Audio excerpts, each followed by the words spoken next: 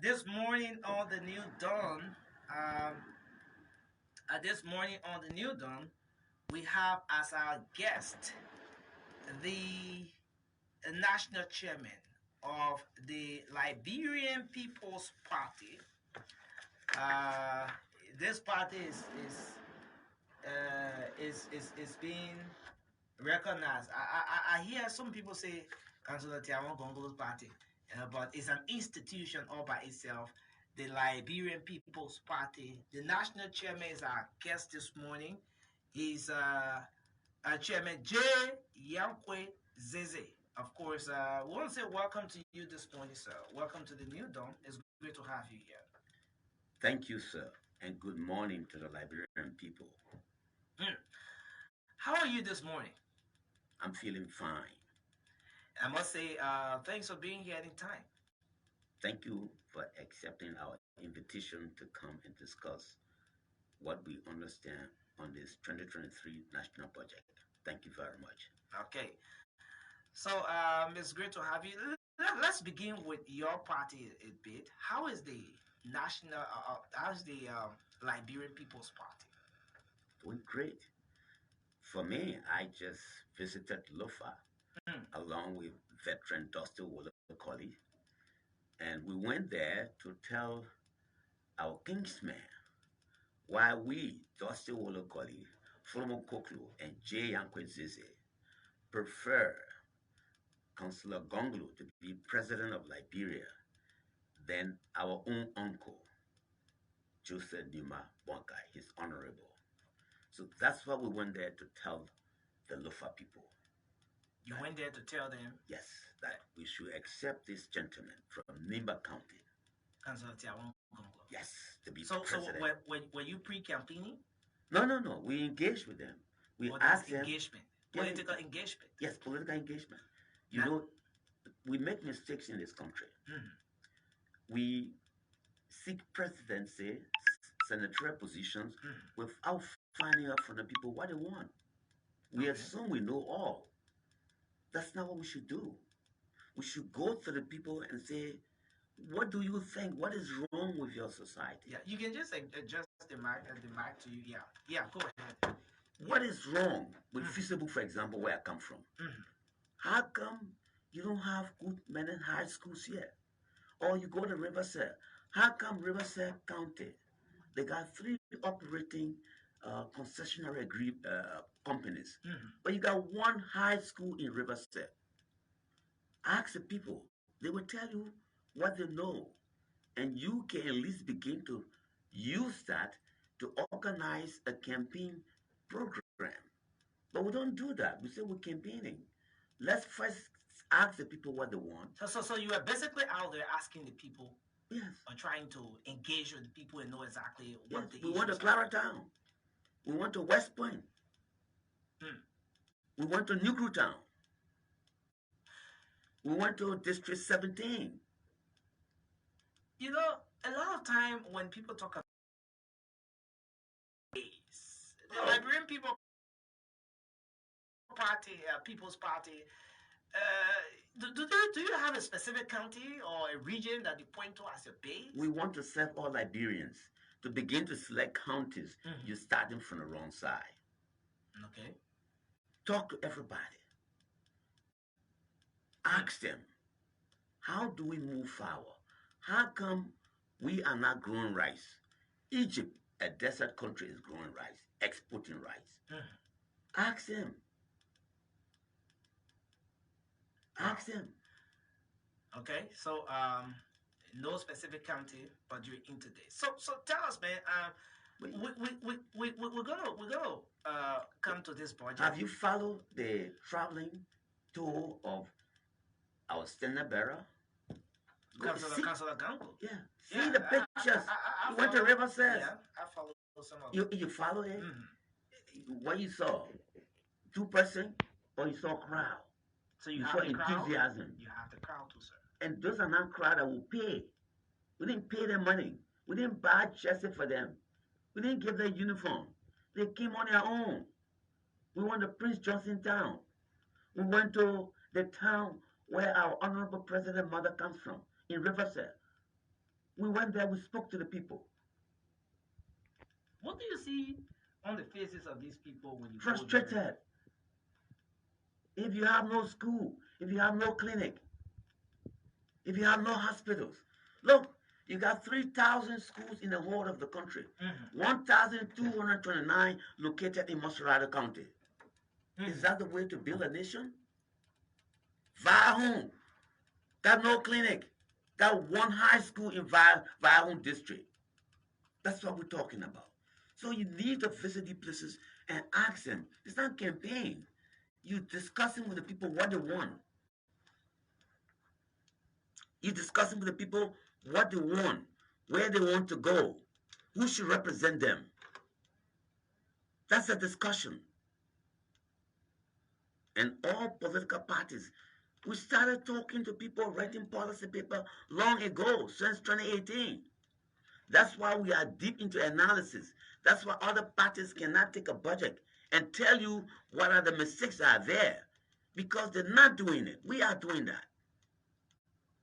If you say you are a party and you want to assume the responsibility of the government, you should know the ministries. Some of the parties don't even know how many ministries we got here versus agency. You got 21 ministries. You got 45 agencies and bureaus. That's one of the reasons why the budget is expensive.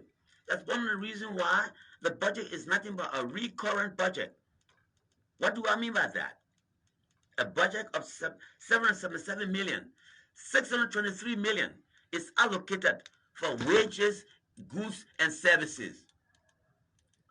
80% of your budget, 2023, allocated to pay money for wages, goods, and services. Only 71 million is allocated for investment, capital investment. That's not good. Walk down, I live on RIA Highway. I drive day and night from there to town. See how many, look at the budget too. We say agriculture should be the engine of our economy. How come that is not reflected in the budget? 7% of your budget is allocated for agriculture, or specifically 5%. You, the people are frustrated. And the reason they're frustrated is that government is not paying attention to the people. When you go out to those counties, aside from just the fact that you're engaging with those people, you're trying to find out what the issues are with them. What do they tell you? The, the Liberian People's Party. What do they tell you? I mean, of all of the engagements you've carried on so far, what have you found out since you embarked on this whole thing, reaching out to the different counties? And how many counties have you reached out to? Personally, I've gone to 4. And I'm talking about you as an institution. Yeah. How many counties have you reached out to? We got a plan. We reached out to all. Okay. All. But so far, how many have you reached out to? Right now, the councillor, if you combine what we have reached out to and what you could say almost 6 or 7. Okay, about 6, 7 counties. Yeah, and we're going to complete that by April before it reaches. So can we say that you are having your own county tour? No, we go. Most of us go as a preparatory team before the standing bearer arrives, and we go there with proposal the standing bearer has to say these are the things I want to do. We give it to them. We say read it. So when the standing bearer comes around, ask him questions. It should not be so say one, so say all. Look at the platform that he has. Look at his profile and say, what makes you think you qualify to be president? What sort of reception are you getting from the people? Very positive.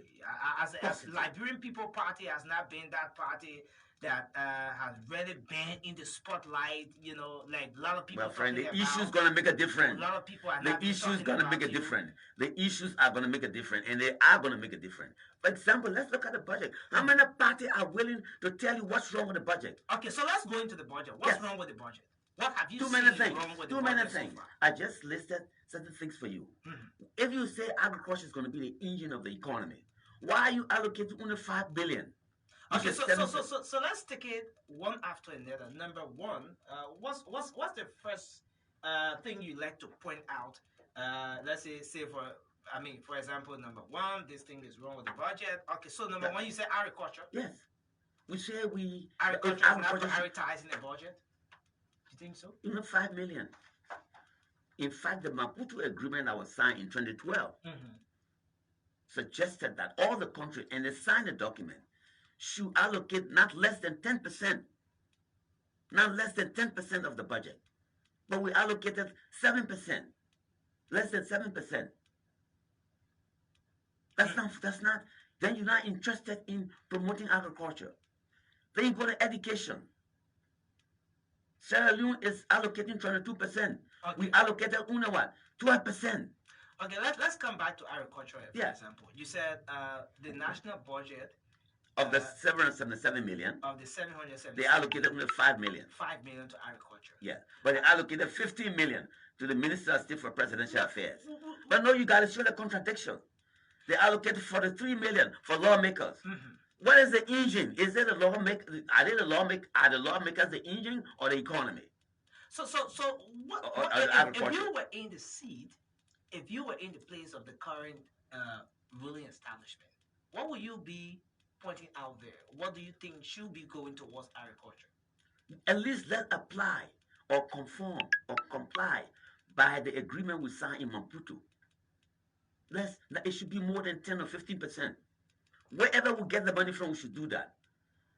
We are prepared to finance the trip of the president to go and watch soccer games, and we only allocate 5 million for agriculture. Is that a priority?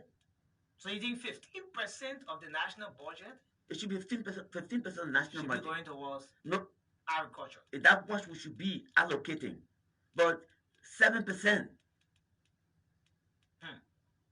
Okay, we take 43 million and give to the lawmakers. So if we were to take this, you see, that's why everybody fighting to be senator or representative. Because we're pumping the money there. Why can't we reduce their salaries? So if we were to take this, now you are suggesting that instead of having 5 million going towards agriculture, at least 10 million would have been okay. But we start with that. 15 million, right? We start with that. Okay. Or 20 million or 30 million, we start with that. If we say, look, if you say education, for example, if we come to education, if you say education is a priority, then you invest a lot. If you say agriculture is going to be the engine of the economy, then you should be investing money there to, in fact, reflect your view, your mission, your vision. But you can't say agriculture is going to be the engine of our economy and allocate 5 million, and you allocate 50 million for the Ministry of State for Presidential Affairs. Isn't that a contradiction? Are you really serious? So that's the first point. Is the first problem you see? You give 43 million to the lawmakers, 24 million for representatives, 14 million for senators. No, agriculture could just be a sector. I mean, don't you think that the first branch of government, for example, needs a whole lot in terms of funding to be able to function well? To do what? To function. To do what? To do what they have live in Monrovia and go and drive to the Capitol building for meetings? They're not living in the counties. They live in Monrovia. So why pay them all that money? Most of them live in Monrovia. They go to the county once in a while. And you give them all that money? 43 million? You a struggling country? That's why they're fighting. That's why they can't question the president, because they know what they're getting. So that's the first thing. Now the second, what's the second thing? Education. Education. Yes. Sierra Leone allocated 22%. We allocated only 12%. We gotta be serious. 12%. How can you allocate such amount and you say you're serious about education? I just told you, go to Riverside, one public high school. Go to Vahon, one public high school. Don't you think they are entitled to education? If we say education should be used as an economic ladder to equity, to equality, why are we not investing in education then? Walk down the streets. How many high schools you got in Pinsville? How many public high school you got in Pinsville? How many public high school you got in Congo Town? How many? You leave it to individuals. You got individuals running their own schools. And you say you're serious about education. And you plan a budget. And you allocate only 12%. When Sierra Leone is allocating 22%. Kenya 26%. You know. I mean, that's what we're talking about. You know. But you read it, at least you say going for counter toll. You appropriate how many millions? Listen to Yaka call about what he says. I will not repeat last country tour was 12 million. Yeah, but you had 12 million and money for agriculture, 5 million. Are you serious? 12 million for country tour, 5 million for agriculture. And agriculture should be your engine of the economy. Where you go for that? What kind of country is this? And the lawmakers are sitting there and say, if you can't tell us, you look at the budget, you see so many wrong things there. You should say the money we're making is too high, like Darren Diller said before. Don't give it to the communities, give it back to the government and let the government pump it in agriculture, in education, in infrastructure. Simply 1 million, that's all you get for capital investment. The rest is recurring budget. 623 million to pay wages and pay for gasoline, new cars, repair. You know, that's what you're doing. Someone may say that a lot of these things that you're talking about can be seen from this point based on the side of the table you said. I mean,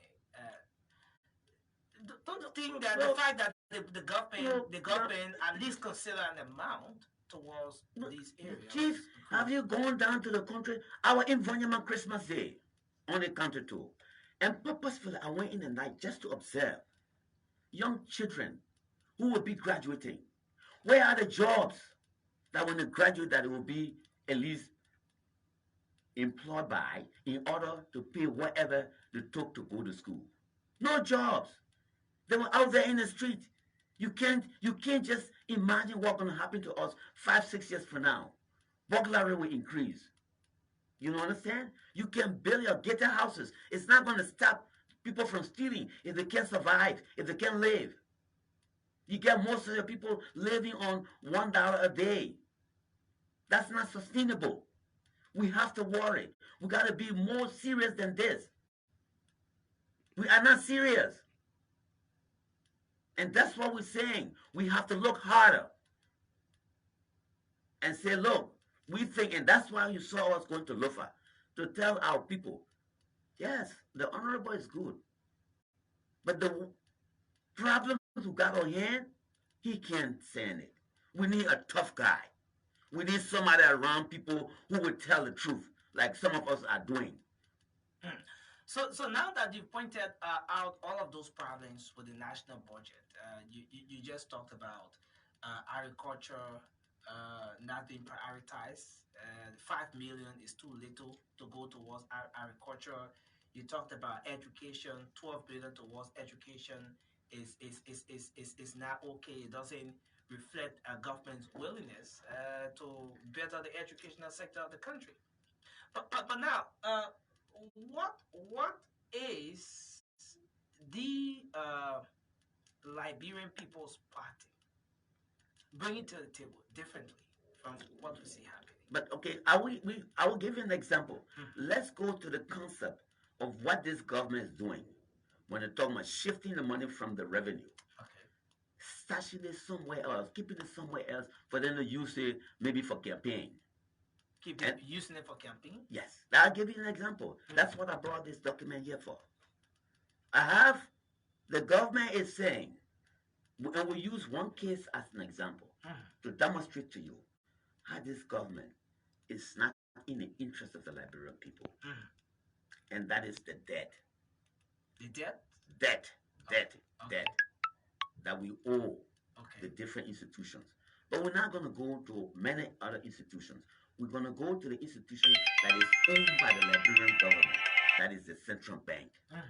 I think you heard over the speech when the honorable president was speaking. He said domestic debt will be 46 million. Okay, we are saying let's look at that debt. Is it actually a debt that we should be paying? Do we really owe the central bank the kind of amount of money they say we owe? Or is there a way to shift money aside for people to use for their personal uh, effects?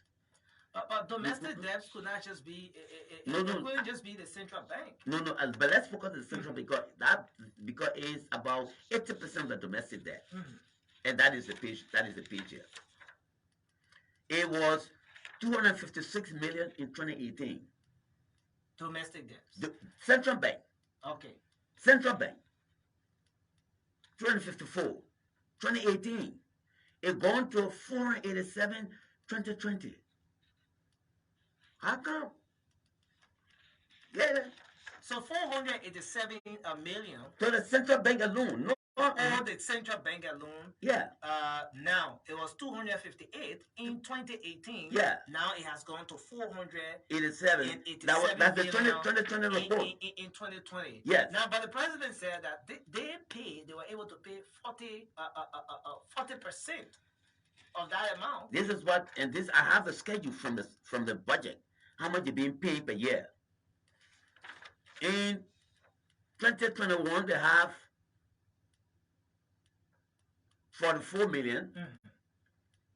In 2022, 69 million. 2023, 69 million. 2024, 69 million projection. The question is, if you don't have money for agriculture, why are you paying the central bank? Why? When you are a good manager, when you have money in the house, when you have limited amount of money in the house, you should look at priorities, right? So is paying our subsidiary debt a priority versus investing money in agriculture? But isn't that important too, to at least try to get ourselves relief a little more from, That's very good. That's very good. If you because it's not comfortable for anybody to be. I agree with you. I'll come to that. When you owe two sets of money, the one with the high interest is what you pay. The one with the lower interest, you don't pay that because the cost is not there. So we should take that into consideration in paying the debt. Also, if you don't invest in agriculture, you don't create jobs. What would have happened if the Foya Rest project had become successful? The purpose of that program, as I understood it, because I wrote an article in 2009, part of that program was to make sure to absorb the unemployed children, former combatants, to be working somewhere, because most of the businesses are not comfortable relocating to Liberia because we don't have the skilled manpower. We have a shortage in that. But where do you need the young children to work? Farming. And the Lofa Rice Project was specifically, designed not only to grow rice, but to have employment opportunity for the children. So if we didn't pay 44 million to the central bank, we invested 30 million of that 44 billion. What will happen? You have employment opportunity. You'll be able to at least have rice for the people. You don't have to be paying rent. Yeah. But okay. So now that you've laid your thought on that. Let's move forward on that particular note. But the government was smart. They signed an agreement in December 6, 2019, that they will begin to pay the debt to the central bank in 2029. That's the agreement here. In 2029. 2029. Sign the agreement with the central bank? Yes. The government of Liberia representatives signed an agreement with the officials of the central bank that the whole 487 million that the government owes the central bank, they will begin paying it in 2029. 2029. So why are we paying the debt 9 years earlier than the debt we agreed to pay on? Why? So why what are you suspecting? But let's move forward. Let's move forward. Maybe you have some answer. Let me not give you the answer. But I'm saying I'm saying to you if can I have a look at that particular agreement? Because it's in the audited financial statement, sir. I just printed it out. That's all. Okay, so I see here loans and advances to government of Liberia. Okay, so I see the amounts here: loan, consolidated loan, long-term loan, and so forth. I see currency and so forth, the years and so on. And I see on December 6, 2019, the government of Liberia and the Central Bank of Liberia consolidated all the debts between the government of Liberia and the bank in the amount of 487 million, some more thousand, blah, blah, blah, to be paid in 180 equal, to be paid in 180 equal and consecutive amount, equal and consecutive monthly installments beginning January 30, 2029. This amount includes forward lending of extended debt facility loan in 2014 for budget support, so on. Wow. So you can see this document here is in the audited financial statement, that which that is reviewed, verified by external auditors. Now, why that is interesting? So I'm saying to you, if the own government takes power, why would we want to pay our debt earlier, 9 years earlier? Why won't we take some of that money and invest in agriculture? Why won't we take some of that money and invest in education? If we're serious to help the country, why would we want to begin to pay debt? Mind you, you didn't go somewhere. The interest rate on that debt is 4%. 4% interest rate 4% for the debt from the Central Bank of yes, Liberia. yes. But the debt that is offering to commercial bank is 10%.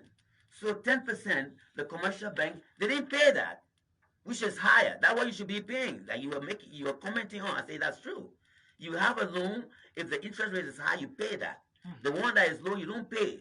But our government, the government that says that it cares for us, they decide to pay a debt that is not due. They decide to pay a debt that the interest rate is low. But if the agreement there says that those debts, we should start paying the debts over the central bank from 2029. Yeah, so why start paying 2027? And then payments are started now. Yeah.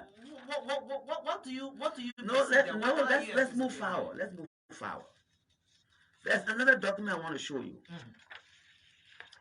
That document says, since the government owns 100% of the central bank, since the government owns 100% of the central bank, anytime the central bank, when they make money and they fulfill 3 of the requirements that I listed here, the residual, then the balance, the remaining, should be submitted to the government of Liberia within 4 months this year. That's from the laws that created the central bank or revised 2020. That's the law. So the central bank is not just an ordinary institution that when you owe, you got to pay. We own them. So any excess amount by right, it should be sent to the government. So why are we rushing them to pay and we're not investing in agriculture? Why are we? You know, you heard Yakokoba saying that, you know, they increase the money for the tool because they want to use it for something else. I will not go into that debate, but look at what is here. Money, if we will not so be owning it, because any profit the central bank makes should be submitted, should be remitted to the general revenue. To the general revenue. Why are we saying we owe them when we own them? When they make profit, when they put money aside for rainy days, they put money aside for currency fluctuation, in case there's when they put money aside, if commercial banks are in trouble, when they put the reserve aside, the remaining profit should be submitted to the government revenue. So do we really owe them? So you're saying that government should not have paid? No, besides that, even if we were to pay, we should start paying 2029. But the reason that we are government will not be in power 2029. So why are they paying now? So, why are they paying the debt before the due date? When in fact we own the central bank. This is not a third party that if we owe them, they will cross the court. Interestingly, if you also go in the argument, because their debt none exists when Ellie was there. The additional debt from 254 million to 487 million. That difference, they said, and Honorable Amara Connor and Samuel Twe debated that issue before, but the public forgot it. Samuel Twe said they looked in the records of the central bank and they realized the government will own the central bank. So they reinstated the debt. Is that how you create debt? In the business world, anytime you create an asset, you should have a third party to verify. If the central bank realized that we're owing them, they should have gone to court. But don't you think it would have been very irresponsible on the part of the government to even wait until the central bank carry her to court? But I'm saying to you, my friend, why would Samuel Twe, they who control the central bank, mind you, the president controls the central bank, all of a sudden will come out that we owe additional $200 million to this subsidiary. Nobody else funded. They don't know that funding. But in the midst of everything we're talking about, you just pointed out agriculture as being one of those things that's not being prioritized, and even education as well. You talked about the 7% to agriculture, the 12% to education. But now, in the midst of that, could we say that infrastructure development is on par? We're making some progress in that area. You're making what? From the 1 million? You put in 71 million and you pay the central bank 69 million. I mean, that's what we brought. That's what we're telling you. The Gongolo administration is going to be different, my friend. It's not the old folks around here who don't want to rock the boat. The old folks? Yes. Old folks. President Joshua is a young. Well, politically now he's an old fool. You don't see him with a beard. So he's a political, but now. But a lot of people think that Councillor Tiawon's Gonglo administration is still far from the presidency. But I'm saying you to still you, don't have the numbers. These are the issues will make the people to change their mind that somebody is serious in the race. The numbers are given to you. The numbers I read to you about 643 was written by one of his good advisors. Conway. This gentleman Conway. Are you talking about Harrison Conway? No, not Harrison. No. Okay, not Harrison. No. Okay. I talking about Setu Conway. Conway, this guy is the son of the former chairman of the Liberian People's Party, John Conway. May his soul rest in peace. He and his father went to jail. Now, in the midst of everything that's happening, I'm saying we're going very close to October. I think we have just 8 minutes, but we're going very close to October. Is the Liberian People's Party open for negotiations? Lots of discussions are going on. Oh, no. You see, that's what we're saying. We'll be inviting them. Let's discuss these issues.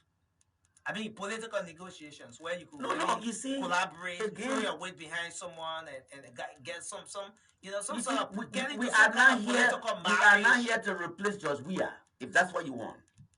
If people just want to replace George Weah for things to remain as they are, we don't want to be part of it. Who are those that want to just replace President? Well, the way you people going about it. You think the Unity Party just want to I'm not naming, I'm saying to you, we are telling them, let's discuss these kind of issues.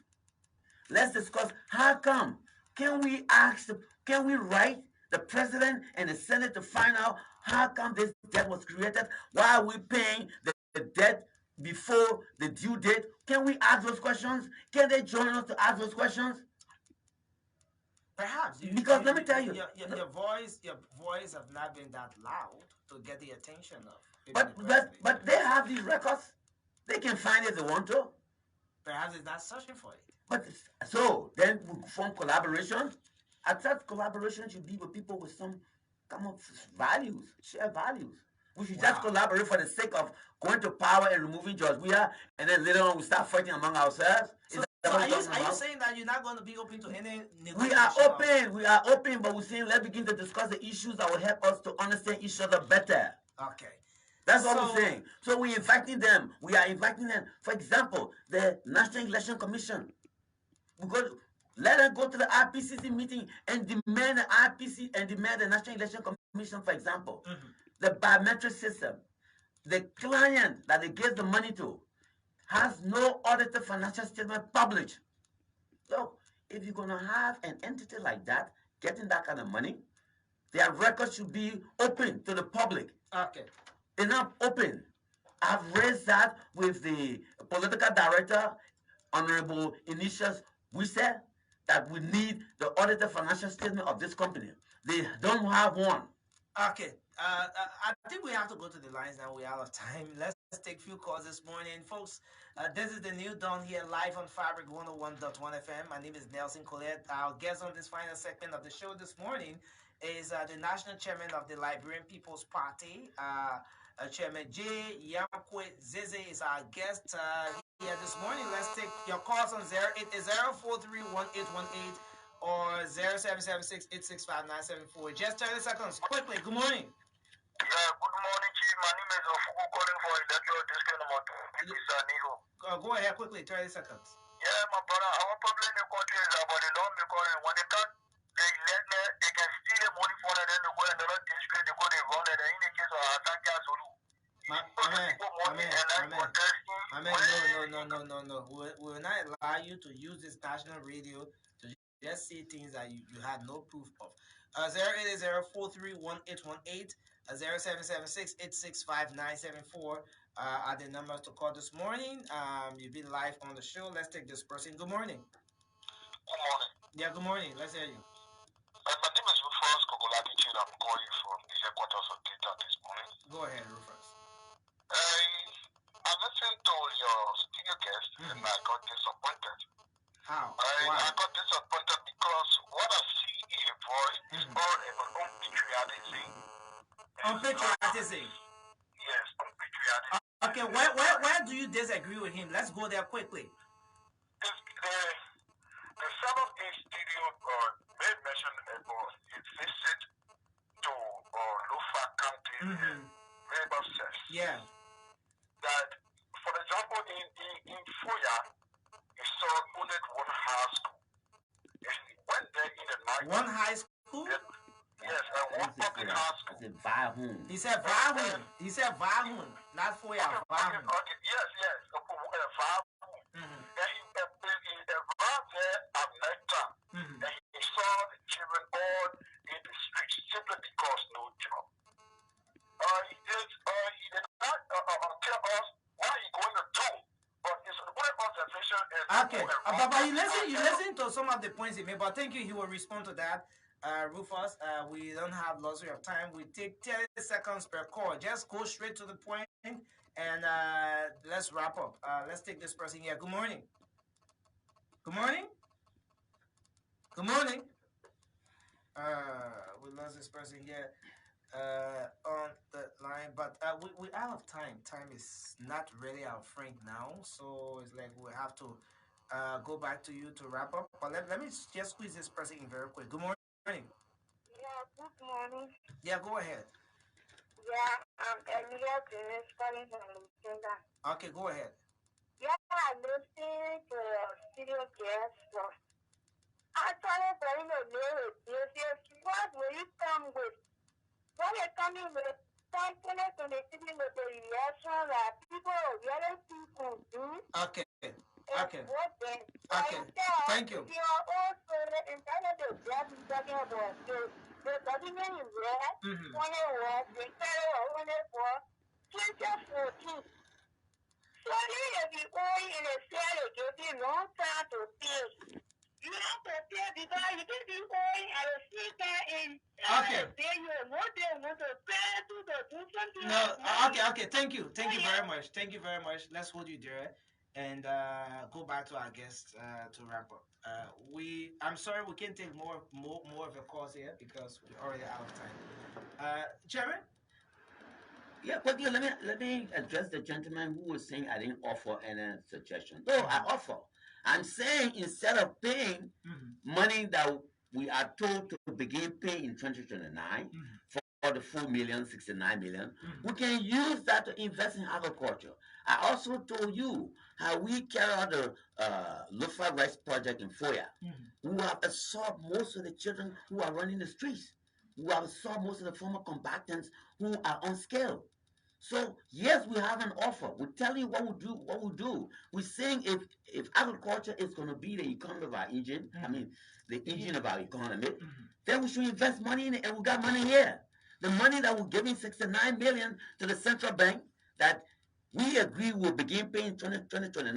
Let's use that for agriculture. Let's use that to build schools in Riverside. Let's use that to build schools in High.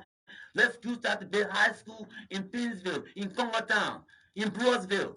That's what we think. That's what we think Tiawan will do. Instead of paying 44 million to the lawmakers, we should reduce their salary. By the way, a friend of mine is working on a similar project. He wants to reduce the salary.